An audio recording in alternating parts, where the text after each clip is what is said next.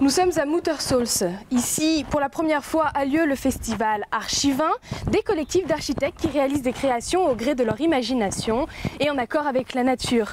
2 heures de balade au cœur du Ried, un reportage signé Pauline Hoffmann, Baptiste Cogitor et Marie Gesquière. Des cabanes qui surgissent de nulle part au milieu des champs. Pour ces 18 installations, les architectes ont choisi le maïs, la paille, le bois ou encore la tôle. L'objectif, utiliser des matériaux de récupération pour faire de Muttersholz le village où créer l'architecture du futur. C'est en tout cas l'idée de l'association Archivin à l'origine du projet.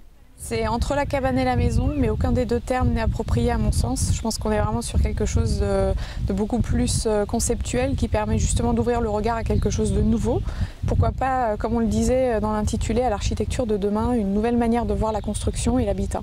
L'habitat de demain pourrait donc ressembler à cette cabane imaginée par le collectif MIT. Tout le plancher, les murs sont faits en carton. Il n'y a pas de colle, il n'y a pas de vis, il n'y a pas de clous.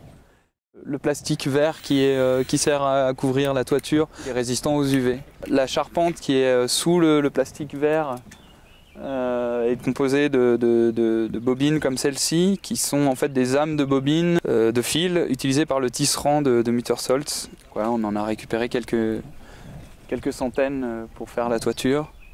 Mais il s'agit surtout de sensibiliser le public à l'harmonie entre l'habitat et son environnement. Le maire du village, Patrick Barbier, témoigne de ce lien étroit entre les cabanes et le paysage du Ried. On a redécouvert notre Ried, on savait qu'on avait un Ried qui est fantastique, mais les cabanes l'embellissent, hein, et le Ried évidemment embellit aussi les cabanes. C'est vraiment ça, c'est le diamant dans son écrin, quoi. Et pour les visiteurs, Archivin est aussi l'occasion de redécouvrir cette partie de l'Alsace à travers la vision des créateurs.